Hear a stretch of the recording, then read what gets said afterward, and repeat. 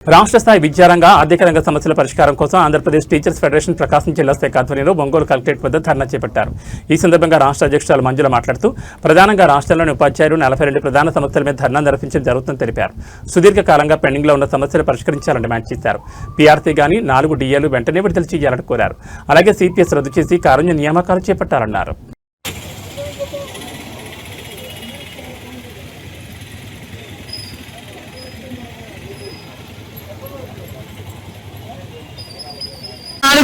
వెంటనే విడుదల చేయాలి. పెండింగ్ లో ఉన్న 4 డిఎల్ని వెంటనే నియమించాలి. పన్నెండో పిఆర్సీ కమిషన్ వెంటనే నియమించాలి. పన్నెండో పిఆర్సీ కమిషన్ వెంటనే జిందాబాద్ జిందాబాద్ జిందాబాద్ జిందాబాద్ వర్ధిల్లాలి ఆంధ్రప్రదేశ్ టీచర్స్ ఫెడరేషన్ వర్ధిల్లాలి ఆంధ్రప్రదేశ్ టీచర్ వర్ధిల్లాలి ఆంధ్రప్రదేశ్ టీచర్స్ ఫెడరేషన్ నియమించాలి. పన్నెండో పిఆర్సీ కమిషన్ విడుదల చేయాలి. 30% అయ్యారు వెంటనే విడుదల చేయాలి. 30% అయ్యారు వెంటనే నియమించాలి. పన్నెండో పిఆర్సీ కమిషన్ వెంటనే పోస్ట్ ఆంధ్రప్రదేశ్ టీచర్స్ ఫెడరేషన్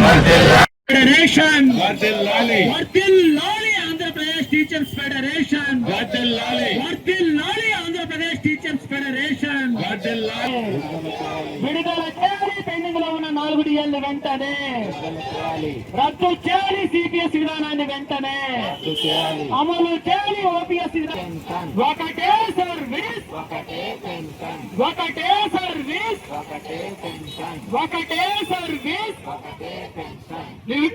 విడుదల చేయాలి. జిందాబాద్ జిందాబాద్ ఏబీటీఎఫ్ జిందాబాద్ జిందాబాద్ జిందాబాద్ రద్దు చేయాలి. సిపిఎస్ విధానాన్ని వెంటనే రద్దు చేయాలి. సిపిఎస్ విధానాన్ని వెంటనే అమలు చేయాలి. సిపిఎస్ జిందాబాద్ జిందాబాద్ ఏబీటీఎఫ్ జిందాబాద్ జిందాబాద్ జిందాబాద్ ఏబీటీఎఫ్ జిందాబాద్ జిందాబాద్ జిందాబాద్ ప్రకటించాలి. 30% అయ్యారు వెంటనే.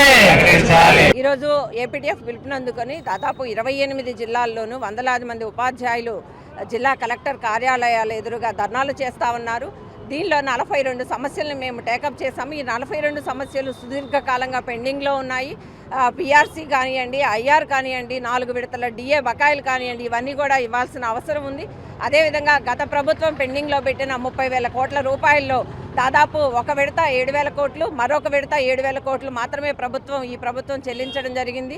మరి మిగతా 25,000 కోట్ల పైచిలకు ఇంకా కూడా బకాయిలు ఉన్నాయి. ఆ బకాయిలను వెంటనే విడుదల చేయాలని, ప్లస్ ఈఎల్స్ సరెండర్ చేస్తున్నారు ఉపాధ్యాయ ఉద్యోగులందరూ కూడా. ఆ నిధుల్ని విడుదల చేయాలనేది, తర్వాత సిపిఎస్ రద్దు ఎప్పటి నుంచో మేము కోరుతా ఉన్నామో ఆ దిశగా ప్రభుత్వం ఆలోచన చేయాలి. కేంద్రం ఏమో ఏదైతే 57 ఉందో 2003 డిఎస్సి వాళ్ళకి అది అమలు చేయాలనేది కూడా మేము డిమాండ్ చేస్తూ ఉన్నాము.